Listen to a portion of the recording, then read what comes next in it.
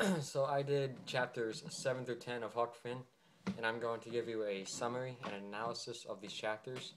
In chapter 7, the first thing that was going on was Huck was still captured in the shed by his father, and he ended up finding an escape route by killing a pig and pouring its blood all over the floor and taking out all the supplies in the shed to make it look like they were robbed.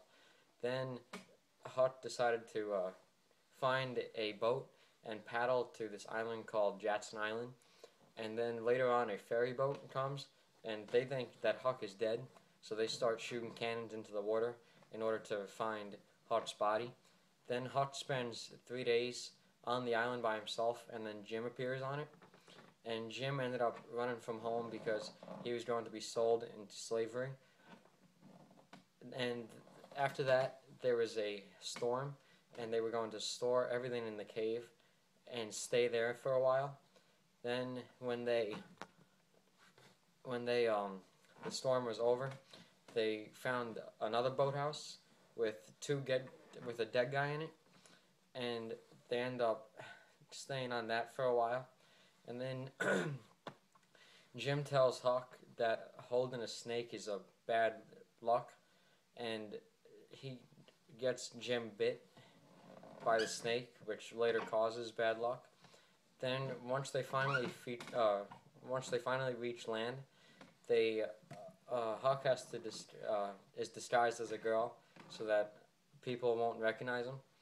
And then they meet this 40-year-old woman on that land, and she questions Huck because she doesn't believe that he's actually a girl.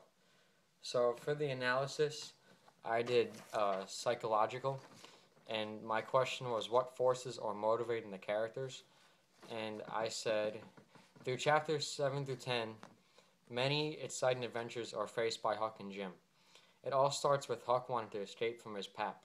His pap's drunkenness and cruelty drives Huck to plan a fake death in order to escape. Jim is motivated to run away to this island because he overheard his master saying he was going to be sold. We know this from a quote in the book saying, "And I hear old missus tell they be sold anyone to sell me down to Orleans." That was on page 68.